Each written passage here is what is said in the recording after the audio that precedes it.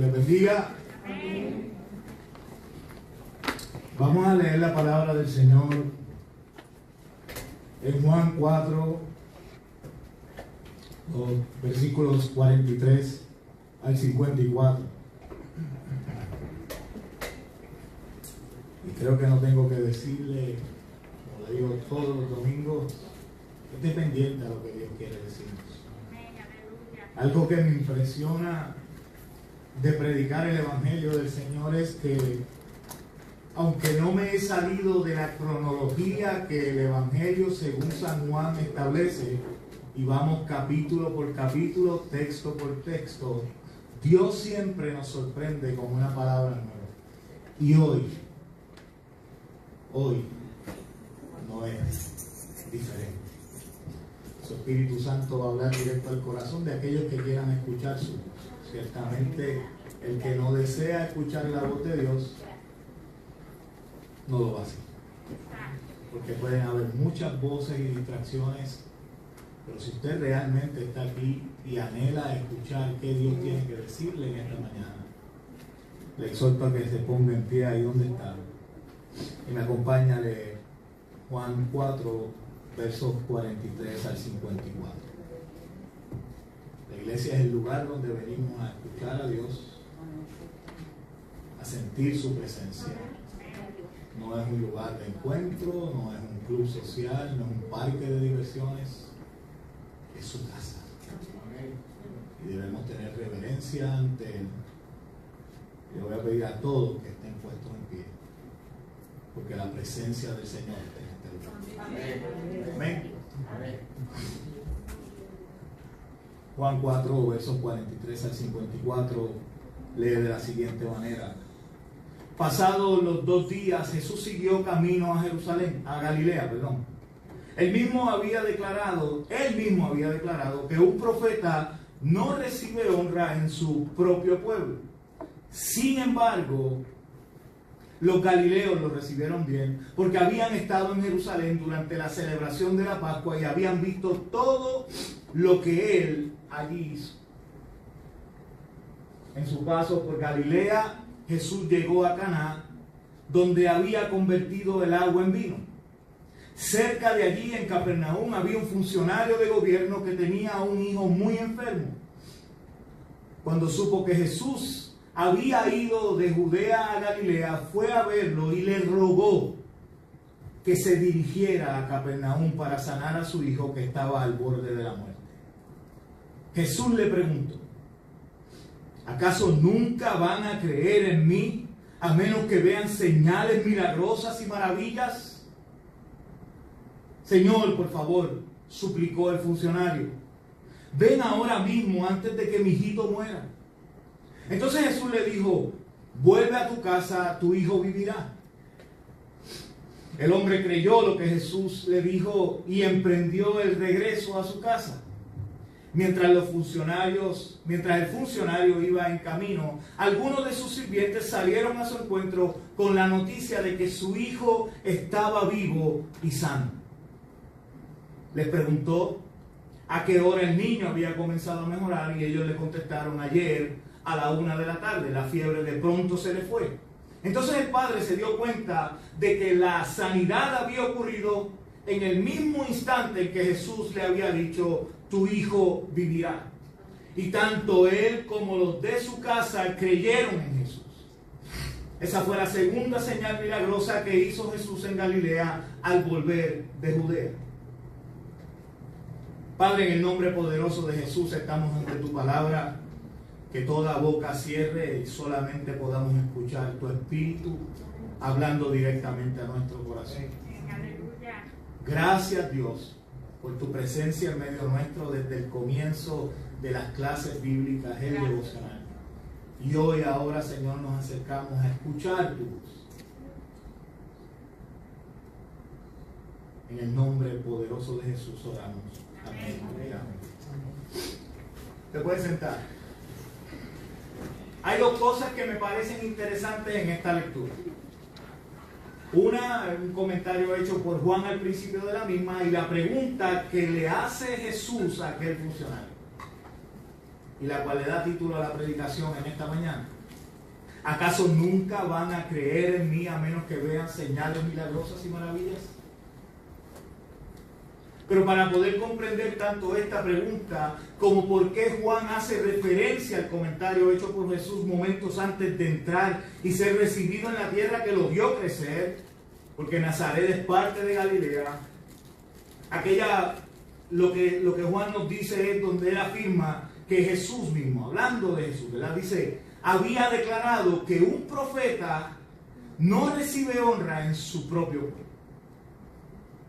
Para comprender ambas afirmaciones, debemos darle para atrás un poco a lo que hasta ahora hemos predicado del Evangelio de Juan. Les he dicho una y otra vez que Juan en su libro nos presenta a un Jesús cercano. Uno que aclara las dudas en cuanto a su persona, como lo hizo con Natanael. Un Jesús que, no importando lo cargada que pueda estar su agenda, sacrifica sus horas de sueño para atenderte, como fue el caso con Nicodemo. Un Jesús que se toma la molestia de desviarse del camino para llegar a aquellos que de otra manera seguirán perdidos, porque nadie más les va a predicar del Mesías prometido para los judíos a los samaritanos. Y que con sus actos Jesús nos demostró que vino no solamente a traer la salvación para el pueblo escogido, sino que vino a salvar a todos, aún a los que podríamos considerar nuestros enemigos, como fue el caso de la mujer samaritana y de todo aquel pueblo llamado Sicar. Lo que llama mi atención de todo esto es que tanto Natanael, Nicodemo, la mujer samaritana y el resto de los del pueblo que creyeron en Jesús, ninguno tuvo que recibir un milagro o verlo hacer alguna cosa para creer que verdaderamente Jesús era el Mesías. Creyeron por lo que Él les dijo y por quien Él era. Lamentablemente los galileos, aquellos que tal vez conocieron a Jesús cuando era pequeño, que conocían a su padre, el carpintero, y que lo vieron crecer como a todos los demás niños en la comunidad, se les hacía difícil creer que el hijo de don José y de doña María fuera el enviado por Dios a salvarlos. Juan deja muy claro el hecho de que Jesús sabía esto e incluso le preocupaba. Sin embargo, luego que Juan hace esta afirmación, pareciera contradecirse. Porque acto seguido, la historia nos relata que cuando Jesús llega a Galilea, los galileos lo recibieron bien. Entonces, como Juan dice, porque nadie es profeta en su tierra, dijo Jesús, pero de momento viene y ahí, una oración tras la otra, los galileos lo recibieron bien. Porque tenemos que seguir leyendo. Porque también nos deja saber el motivo por el cual lo recibieron así. Y dice, porque habían estado en Jerusalén durante la celebración de la Pascua y habían visto todo lo que Él hizo. El recibimiento a Jesús no era por quién era, ni por las verdades que había venido a enseñar, con las cuales nos estaba guiando a vivir una vida agradable ante el Padre. No, se trataba de puro interés. Estaba llegando a su ciudad el que podía hacer que el agua se convirtiera en vino, el que sanaba a los leprosos, el que hacía que los paralíticos caminaran, que daba vista a los ciegos y a los mudos hacía hablar.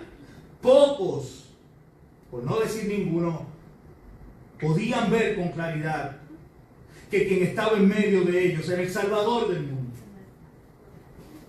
Dios encarnado, cumpliendo con su misión, acercarnos al Padre. Hasta cierto punto sentí lástima por el funcionario de gobierno que tan solo fue desesperado a ver a Jesús y que lo primero que recibe fue una pregunta que le cayó como un balde de agua fría. Lo único que ese pobre hombre conocía de Jesús era que había sanado a muchos y no podía dejar pasar la oportunidad de que, teniendo a su hijo enfermo al borde de la muerte, tuviera tan cerca al único que podía hacer algo por él y no ir a rogarle que llegara hasta su casa para sanar al mismo. Así que salió corriendo al encuentro de Jesús.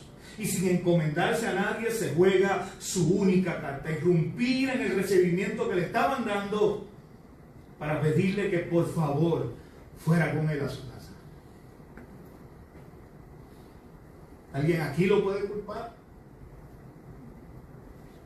Que tu hijo esté al borde de la muerte y escuches que ha llegado a la ciudad, aquí a Canóvanas, un hombre que es capaz de devolverle la vista a los ciegos, de hacer caminar a los paralíticos. Dime, si no saldrías corriendo a su encuentro. Porque yo lo haría. Yo lo haría. Ahora bien, lo que a veces se nos olvida es que todos, niños, jóvenes y ancianos, hemos heredado una enfermedad aún peor. Enfermedad que su fin es la muerte eterna. Y esa enfermedad se llama pecado. Y el remedio es exactamente el mismo. Y no nos preocupamos de la misma manera porque los nuestros salgan corriendo hacia el único que tiene la cura. Jesús vino, murió y resucitó para sanarnos de nuestra verdadera enfermedad.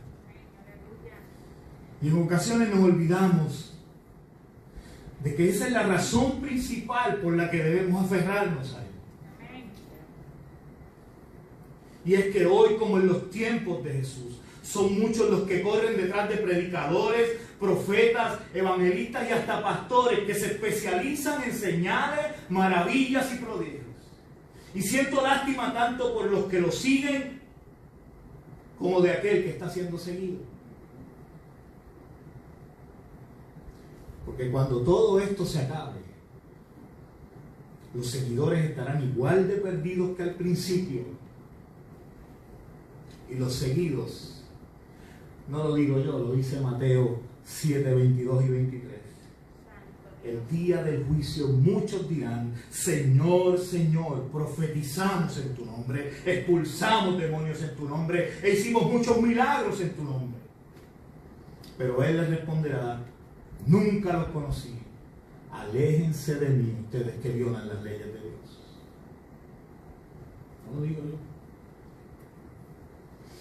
Aquel hombre que se acercó a Jesús recibió la respuesta a su plegaria, no sin antes ser usado como ejemplo de aquella ciudad que lo recibía y tristemente de nosotros hoy. ¿Acaso nunca van a creer en mí a menos que vean señales milagrosas y maravillas?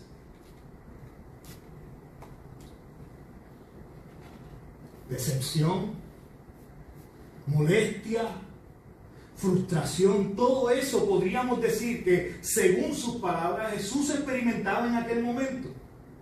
Pero yo estoy completamente seguro que más que todo eso lo invadió una profunda tristeza por todos aquellos que estaban viendo.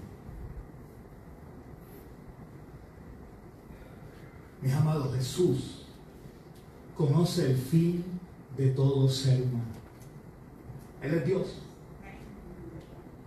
Nos conoce desde antes de formarnos en el vientre de nuestra madre y nos mira desde la eternidad. Él vio nuestro principio y seguro ha visto ya nuestro final. Nos da la libertad para escoger durante nuestra travesía en este lado del cielo, y entre las muchas opciones que se nos presentan, siempre está la que Él ha establecido para nuestro bien. Siempre. Pero ¿cómo saber cuál es? ¿Cómo saber cuál es si el ruido del mundo no nos permite escuchar su voz? ¿Cómo creer en que Dios nos va a salvar de su propia ira en el día final si no nos acercamos a Él solo cuando necesitamos un milagro o solo conocemos de Él las señales? Jesús es mucho más que señales y milagros. Él es nuestro Salvador. Él es nuestro Salvador. Ese que siendo en forma de Dios no estimó el ser igual a Dios como cosa a que aferrarse, sino que se despojó a sí mismo, tomando forma de siervo, hecho semejante a los hombres, y estando en la condición de hombre, se humilló a sí mismo, haciéndose obediente hasta la muerte y muerte de cruz, por la cual Dios también lo exaltó hasta lo sumo y le dio un nombre que es sobre todo nombre, para que en el nombre de Jesús se doble toda rodilla de los que están en los cielos y en la tierra y debajo de la tierra. Que toda lengua confiese que Jesucristo es el Señor, para gloria de Dios Padre.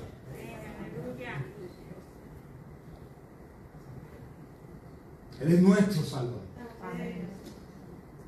Ese fue el Jesús que conocieron los samaritanos en Sicar. No tuvo que hacer ni un milagro para que multitudes creyeran en Él. Ese fue el Jesús que conoció Nicodemo en el silencio de la noche. Que luego lo vemos con valentía reclamar el cuerpo.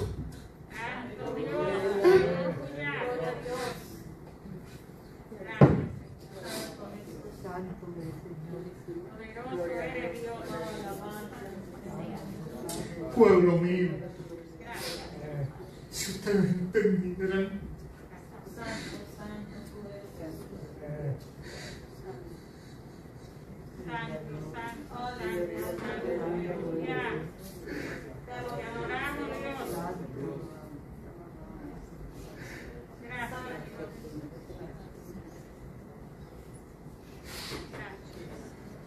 si ustedes entendieran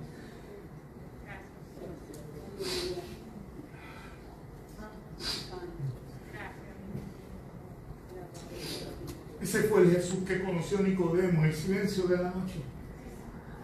Ese fue el Jesús que conquistó el corazón de Natanael y que lo convenció de seguir ciegamente. Y ese es el Jesús que Dios anhela que tú y yo conozcamos. Uno que no me impresione por sus señales ni por sus milagros, sino por quién es.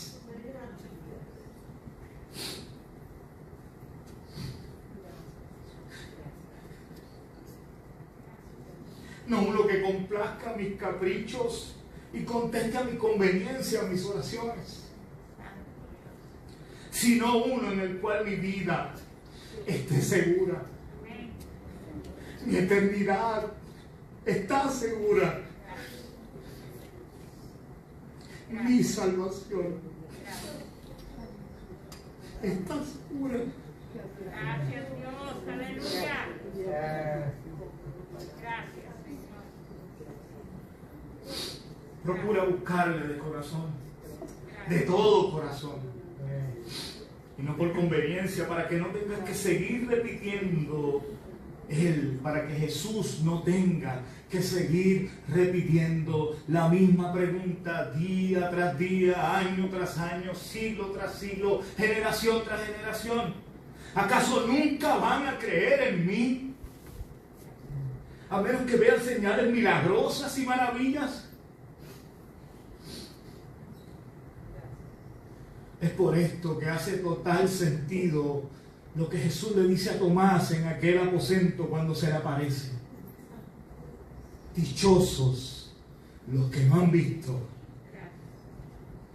y sin embargo creen. Padre, en el nombre poderoso de Jesús.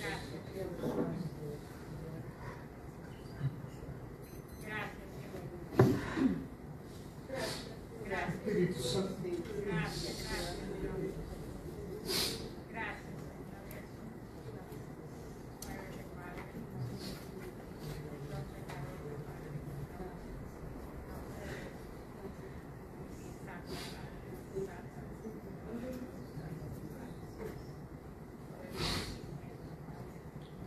Cantamos, hablamos, gritamos al cielo que anhelamos tu presencia. Y cuando estás ante nosotros, simple y sencillamente lo ves, toca humillarnos.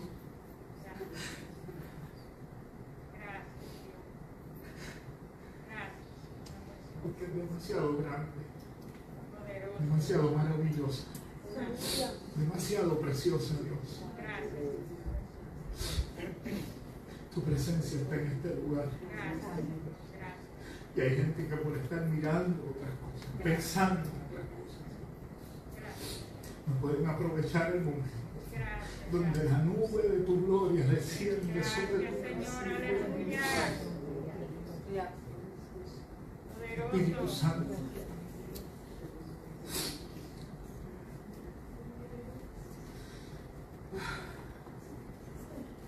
Gracias.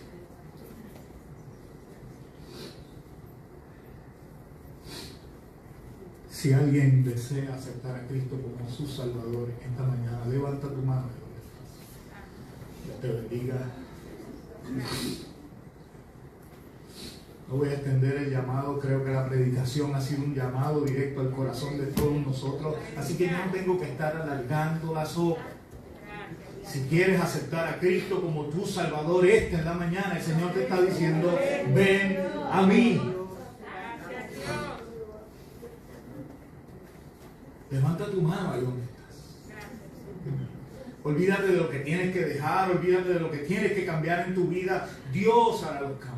Aleluya. Él anhela que tú tengas tiempo. Gracias. Y mientras estemos vestidos de pecado, jamás nos podremos acercar a Él. Solamente a través de la sangre justificadora de Jesús podemos estar ante la presencia de Él. Si te han vendido otro evangelio, lamento decirte que lo que la palabra establece es precisamente esto. Gracias. Somos justificados por la gracia. Gracias. Así que si alguien quiere aceptar a Cristo como su Salvador en esta mañana, levanta tu mano y quiero orar. No te voy a pedir después que pases al frente, no te voy a pedir que te pares, solamente levanta tu mano ahí. Y la iglesia inclina su rostro y me acompaña a orar. Gracias. Padre, en el nombre poderoso de Jesús, tú sabes a quién le has hablado, a quién estás llamando. Gracias. Y es ahora tú con Él. Pues gracias por la vida que levantó la mano. Te pido, Padre amado, que esto sea una realidad en aquellos que han escuchado tu mensaje en esta mañana. Señor, y gracias por tu Espíritu Santo en medio nuestro, que es el que hace que la palabra tome forma en nuestras vidas. Bendice a la iglesia, Dios.